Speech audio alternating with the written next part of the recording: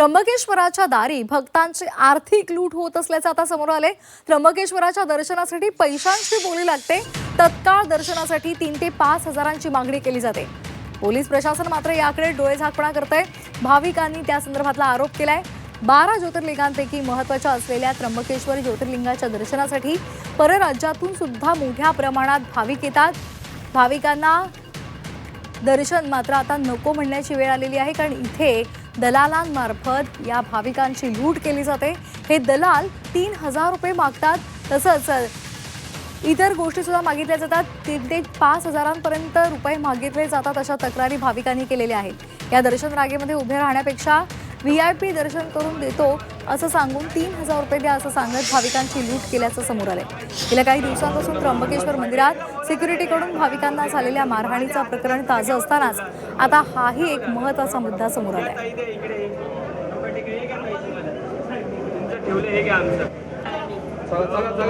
सिर्फ पैसे लेकर के किए जा रहे हैं। यहाँ पे सामने बाहर दलाल खड़े रह रहे हैं और दलाल बोल रहे हैं मैडम डायरेक्ट एंट्री कराएंगे, 3000 रुपए दीजिए।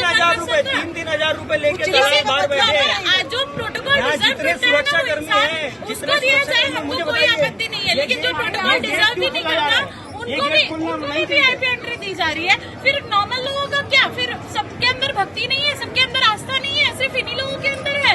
8 घंटे हम लाइन में लग करके आप दर्शन लोग चक्कर खा के गिर रहे हैं वहाँ पे। 3-3 हजार में लेके ये पुलिसकर्मी बैठे हैं यहाँ पे। ये गेट क्यों खोल रहे हैं? किसके आदेश पे गेट खुला जा रहा है? गलत है ये सब। इन सबके खिलाफ आवाज जरूर मंदिर समिति को तर यावर जे 24 तासना काही प्रश्न उपस्थित केलेले आहेत, आपण पाहूयात। भक्तांच्या लुटीला पोलिसांचा आशीर्वाद आहे का? संस्थांची मॅजिस्ट्रेट चौकशी मग न्यायालयीन चौकशी का?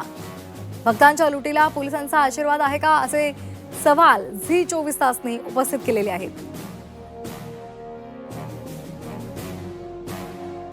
योगेश खरे आमचे प्रतिनिधी आपल्यासोबत जोडले गेलेले आहेत। योगेश, देवाच्या दरबारात सुद्धा खुल्या पद्धतीने भाविकांची लूट केली जाते, अशा पद्धतीने ही लूट होते आणि पोलीस मात्र त्यावर काहीच कारवाई करताना दिसत नाहीयेत। त्र्यंबकेश्वरमध्ये प्रत्येक भाविकाची ही तक्रार आहे की त्याला मोठ्या प्रमाणामध्ये तिथे त्रास होतो। खरं म्हणजे एखाद्या तीर्थक्षेत्री भाविक आला तर त्याचं दर्शन हे सुलभतेनं त्या ठिकाणी झालं पाहिजे। ज्या पद्धतीने शेगावमध्ये दर्शन होतं त्या पद्धतीनं त्र्यंबकेश्वरमध्ये दर्शन का होत नाही हा प्रश्न नेहमीच विचारला जातो। मात्र आता या व्हायरल व्हिडिओमुळे अजून परत हे पैशांचा व्यवहार दर्शनासाठीचा हा समोर आलेला आहे। खरं म्हणजे या प्रकरणामध्ये ज्युडिशियल इन्क्वायरी मॅजिस्ट्रेट इन्क्वायरी ही लावण्यात आली होती। जिल्हा प्रशासनानं याची चौकशीला सुरुवात केली होती आणि याबद्दलचे सगळे पुरावे सगळे मागवण्यात आले होते। मात्र न्यायालयाने अचानकपणे ही चौकशी बंद करत आपल्या स्वतःच्या अखत्यारीत चौकशी सुरू केली आणि अजूनपर्यंत या त्र्यंबकेश्वर मधला हा घोटाळा समोर येत नाहीये। न्यायसंस्थेचाच न्यायाधीश या संस्थांवर अध्यक्ष आहे आणि असं असतानाही भाविकांची ही होणारी आर्थिक लूट खरं म्हणजे वेदनादायी आहे। प्रशासनानं याकडे गंभीरतेने लक्ष दिलं पाहिजे। धन्यवाद दिलेल्या सविस्तर माहितीसाठी।